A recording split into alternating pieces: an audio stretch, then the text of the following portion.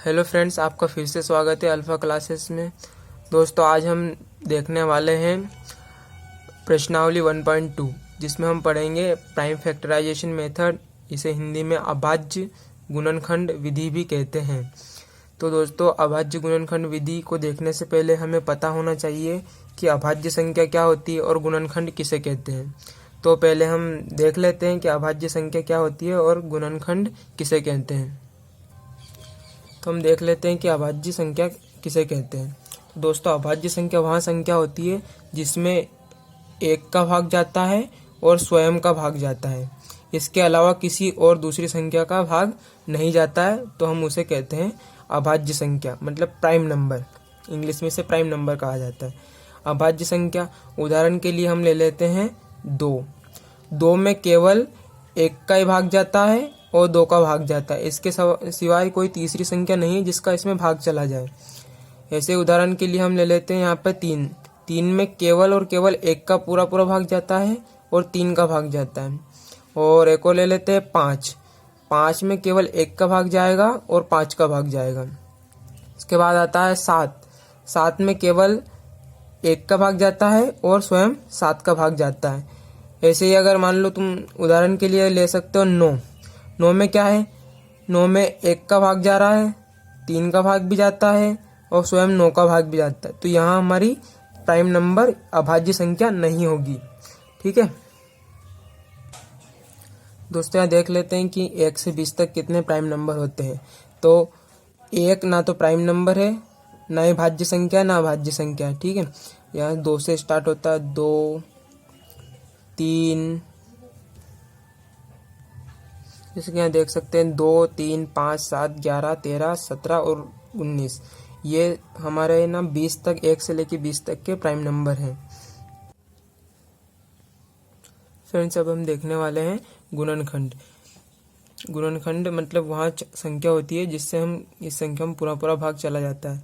जैसे कि यहाँ पे 4 है, 4 में एक का भाग चला जाता है, 2 का, और स्वयं 4 का पूरा पूरा भाग चला जाता है। यहाँ 6 में एक का, 2 का, 3 का और 6 का भाग चला जाता है। 5 है, 5 में एक का और 5 का भाग चला जाता है। तो यहाँ क्या होगा, इनके फैक्टर हो गए, मतलब गुणनखंड हो गए।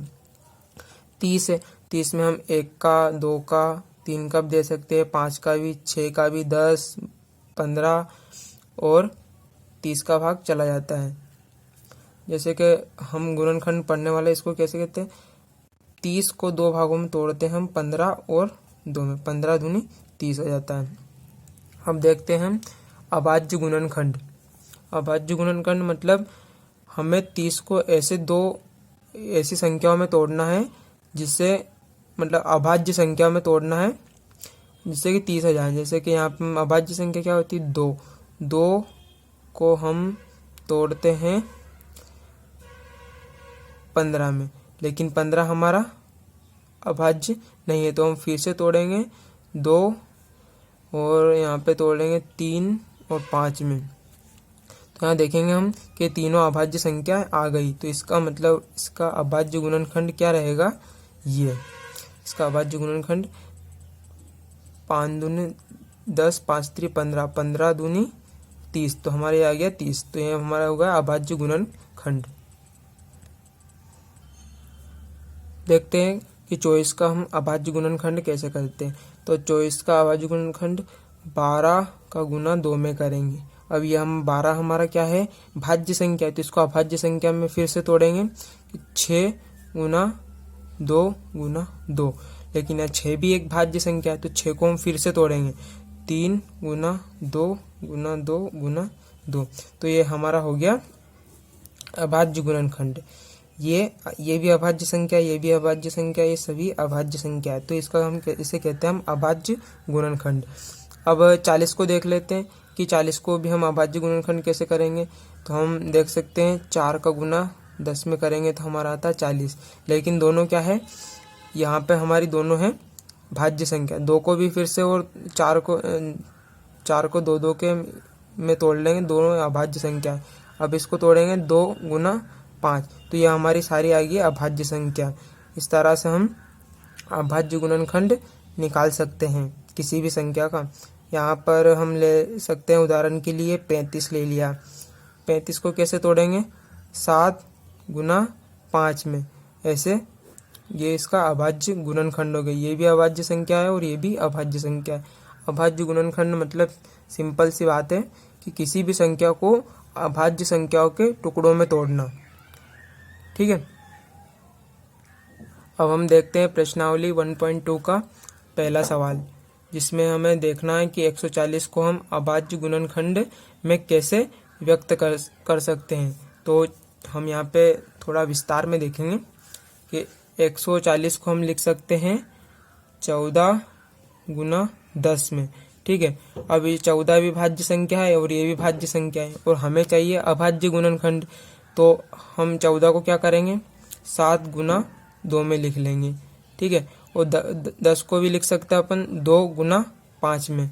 तो हमारा हो जाएगा 2 गुना 2 गुना 5 गुना 7। ये हमारा हो जाएगा अभाज्य गुणनखंड। ठीक है, और इसको इस तरह से भी लिखा जा सकता है, दो जो यहाँ पे 2 बार आया तो यहाँ पे 2 की पावर मतलब हम इसको घात में लिख देंगे, ये 5 की घात 1 और 7 की घात 1। इसको इस तरह से भी लिखा जाता है। ये हमारा हो गया अभाज्य गुणनखंड, 140 का अभाज्य गुणनखंड। दोस्तों हम दूसरा सवाल देखते हैं 156। अब मैं एक और तरीका बता देता हूँ आपको कि आप आसानी से 156 के प्राइम फैक्टर कैसे निकाल सकते हैं, मतलब अभाज्य गुणनखंड कैसे कर सकते हैं। कि हमने पहले पढ़ा था एलसीएम में और एचसीएफ में कैसे निकालते हैं। तो हम लिख लेते हैं 156, ये बहुत ही आसान तरीका है। लेकिन इसमें क्या है कि आपको ध्यान रखना पड़ेगा, इसमें केवल प्राइम नंबर, केवल अभाज्य संख्या से ही आपको इसमें भाग देना है। तो यहाँ पे सबसे छोटी अभाज्य संख्या होती है हमारी 2, तो हम यहाँ 2 से भाग देंगे। तो यहाँ जाएगा 7 दूनी 14, एक बचेगा इधर 16, तो ये आएगा 78। इसमें भी 2 से भाग जा सकता है, 2 एक प्राइम नंबर है, अभाज्य संख्या, तो हम इसमें भाग देंगे। 2 से भाग देंगे तो 3 और एक इधर, तो 9 दूनी 18। इधर से फिर इसमें 3 से भाग दे देते हैं, 3 एकम 3, फिर 3 तिया 9। 13 में केवल 13 का ही भाग जाएगा, तो 13 एकम 13। तो यहाँ पे जितनी भी संख्या हमने ली है सब क्या है, अभाज्य संख्या। यहाँ पे कोई भी भाज्य संख्या नहीं लेनी है। तो हमारा इसका प्राइम फैक्टराइजेशन कैसे हो गया, ये 2 गुना 2 गुना 3 गुना 13। इस 2 को हम लिख सकते हैं 2 की घात 2, क्योंकि यहाँ 2 बार आ गया, यहाँ 3 और यहाँ 13। तो ये हमारा हो गया प्राइम फैक्टर, मतलब अभाज्य गुणनखंड। दोस्तों अब अगला सवाल देखते हैं।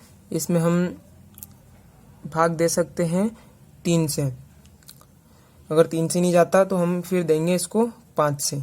ठीक है, अब 3 से भाग देंगे, 3 एकम 3, 3 दूनी 6, यहाँ पे बचा 2, तो यहाँ 22 होगा, 3 7 21 और 3 5 15।